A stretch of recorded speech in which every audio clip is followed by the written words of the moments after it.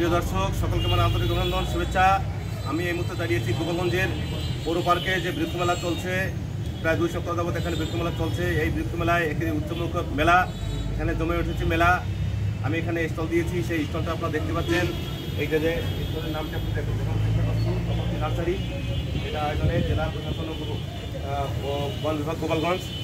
তো এখানে অনেকগুলো স্টল এসেছে, অনেকগুলো দোকান এসেছে, প্রায় 30টা মতো দোকান এখানে এসেছে। তো আমি এখানে আজকে আমাদের এই স্টলে অনেক ধরনের গাছের সমারোহ আছে, অনেক ধরনের গাছের কালেকশন আছে।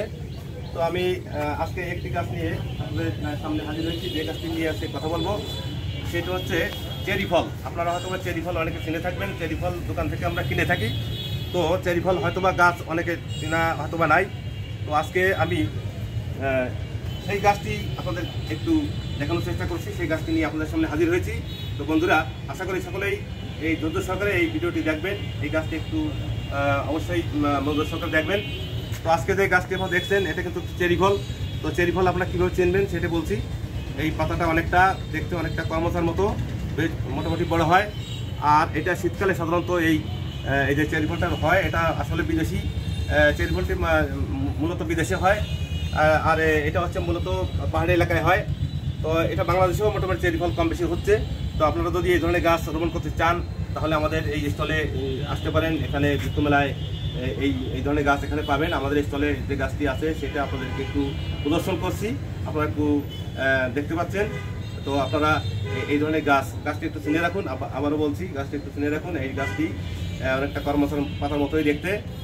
আর এই হচ্ছে গোড়া দিকটা। আপনারা বাড়িতে রোপণ করেন তাহলে এটা কিন্তু সহজে গাছটি হয়ে যাবে, এর বেশ ফলন। আর এখানে গাছটি রোপণ করার সময় যে ধরনের সার প্রয়োগ করবেন সেটা আমি কিছু ধারণা আপনাদেরকে দিচ্ছি। তো মনে করেন যে গোবর সার বা জৈব সার এই ধরনের সার প্রয়োগ করবেন। আর একটু গর্ত করে, বিশেষ করে যেখানে রোদ ভালো পড়ে সেখানে রোপণ করবেন। সারাদিন যদি রোদ পড়ে তাহলে বেশি ভালো হবে। আর গাছ আমাদের পরিবেশ বান্ধব, এটা আমরা সকলেই জানি। গাছ শুধু গাছ নয়, গাছ আমাদের জীবন বাঁচায়। গাছ আমাদের সব কিছুর সঙ্গে কিন্তু গাছের আমাদের জীবন জীবিকার সঙ্গে আমাদের গাছের একটা সম্পর্ক রয়ে গেছে। তো গাছ ছাড়া আমরা এক মুহূর্তে চলতে পারি না। গাছকে বাদ দিয়ে কিন্তু আমাদের জীবন অচল। তাই বন্ধুরা, আপনারা বেশি বেশি করে গাছ রোপণ করেন। তো চলে আসুন, বেশি ফল গাছ রোপণ করলে আপনার ফলের পুষ্টি চাহিদা পূরণ হবে।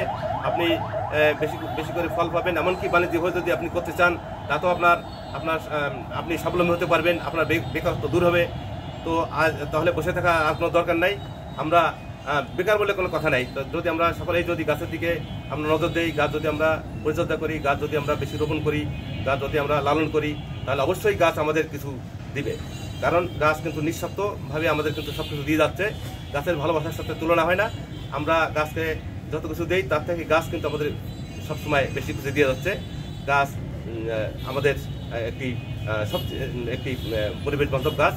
তো বন্ধুরা, এতক্ষণ আমার সঙ্গে ভিডিওটি ধৈর্যের সঙ্গে দেখেছেন, এই জন্য আমি সকলকে ধন্যবাদ জানাচ্ছি। সবাই ভালো থাকবেন, সুস্থ থাকবেন। দেখা হবে কোনো এক নতুন ভিডিওতে। আর এই ভিডিওটি যদি আপনাদের ভালো লেগে থাকে তাহলে একটি সাবস্ক্রাইব করতে বলবেন না। আপাতত বিদায় নিচ্ছি, ধন্যবাদ, আবার দেখা হবে।